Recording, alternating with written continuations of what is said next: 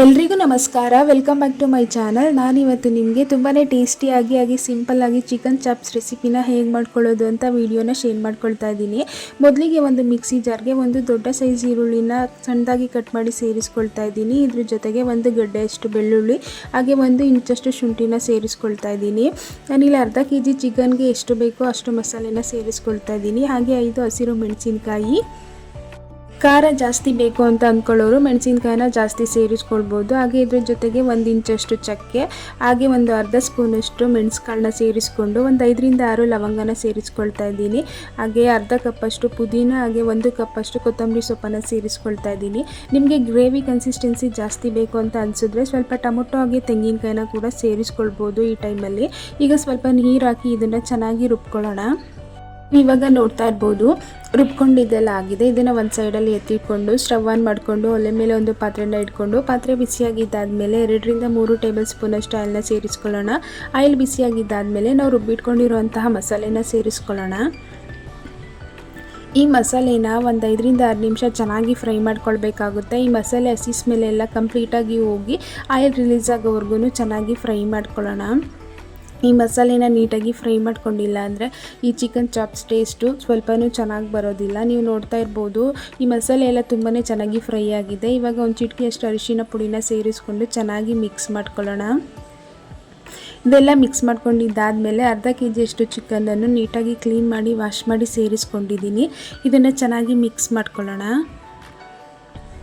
ತುಂಬಾ ಈಸಿಯಾಗಿ simple recipe ಯಾರು ಬೇಕಾದ್ರೂ ಟ್ರೈ ಮಾಡ್ಬೋದು. ಹಾಗೆ ಟೇಸ್ಟು ತುಂಬಾ ಚೆನ್ನಾಗಿರುತ್ತೆ. ಕ್ವಿಕ್ಕಾಗಿ ಯಾವುದಾದ್ರೂ ನಾನ್ ವೆಜ್ ರೆಸಿಪಿ ಮಾಡಬೇಕು ಅಂತ ಅಂದ್ಕೊಳ್ಳುವಾಗ ಈ ಥರ ರೆಸಿಪಿಗಳನ್ನ ಟ್ರೈ ಮಾಡಿ. ಹಾಗೆ ರುಚಿಗೆ ತಕ್ಕಷ್ಟು ಉಪ್ಪನ್ನು ಹಾಕಿ ಒಂದು ಸಲ ಚೆನ್ನಾಗಿ ಮಿಕ್ಸ್ ಮಾಡ್ಕೊಳ್ಳೋಣ. ನಿಮಗೆ ಗ್ರೇವಿ ಜಾಸ್ತಿ ಬೇಕು ಅಂತ ಅನಿಸಿದ್ರೆ ಟೊಮೊಟೊ ಮತ್ತು ತೆಂಗಿನಕಾಯಿ ಪೇಸ್ಟನ್ನು ಕೂಡ ಸೇರಿಸ್ಕೊಳ್ಬೋದು. ತುಂಬಾ ಚೆನ್ನಾಗಿರುತ್ತೆ. ಈ ರೆಸಿಪಿ ದೋಸೆ, ಮುದ್ದೆ, ಅನ್ನ, ಇಡ್ಲಿ, ಚಪಾತಿ ಎಲ್ಲದಕ್ಕೂ ತುಂಬಾ ಚೆನ್ನಾಗಿರುತ್ತೆ.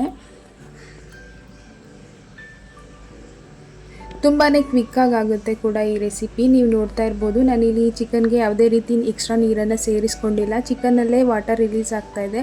ಈ ನೀರು ಕಂಪ್ಲೀಟಾಗಿ ರಿಲೀಸ್ ಆಗಿ ಸ್ವಲ್ಪ ಡ್ರೈ ಆಗೋವರೆಗೂ ಚೆನ್ನಾಗಿ ಕುಕ್ ಮಾಡ್ಕೊಳ್ಳೋಣ. ಈ ಚಿಕನ್ ಕುಕ್ ಆಗುವಂಥ ಟೈಮಲ್ಲಿ 1 ಸ್ಪೂನಷ್ಟು ಧನಿಯಾ ಪೌಡರ್ನ ಸೇರಿಸ್ಕೊಳ್ತಾ ಇದ್ದೀನಿ. ಹಾಗೆ ಅರ್ಧ ಸ್ಪೂನಷ್ಟು ಗರಂ ಮಸಾಲ. ನಿಮಗೆ ಇಷ್ಟ ಇಲ್ಲ ಅಂದರೆ ಸ್ಕಿಪ್ ಮಾಡ್ಬೋದು, ಹಾಕಿದ್ರೆ ಟೇಸ್ಟು ತುಂಬಾ ಚೆನ್ನಾಗಿರುತ್ತೆ. ಇದನ್ನು ಸೇರಿಸಿ ಒಂದು ಸಲ ಚೆನ್ನಾಗಿ ಮಿಕ್ಸ್ ಮಾಡ್ಕೊಳ್ಳೋಣ.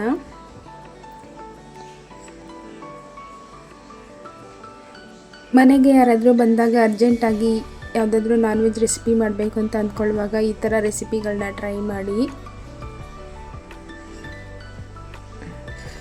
ಈಗ ಚಿಕನ್ ಎಲ್ಲ ಚೆನ್ನಾಗಿ ಕುಕ್ ಆಗಿದೆ. ಈ ಟೈಮಲ್ಲಿ ಸ್ವಲ್ಪ ಕಸೂರಿ ಮೇಥಿನ ಸೇರಿಸ್ಕೊಳ್ತಾ ಇದ್ದೀನಿ. ಇದ್ರೆ ಸೇರಿಸ್ಕೊಳ್ಳಿ, ಇಲ್ಲಾಂದರೆ ಸ್ಕಿಪ್ ಮಾಡ್ಬೋದು. ಈಗ ಒಂದ್ಸಲ ಚೆನ್ನಾಗಿ ಮಿಕ್ಸ್ ಮಾಡಿಕೊಂಡು ಸ್ಟವ್ ಆಫ್ ಮಾಡ್ಕೊಳ್ಳೋಣ.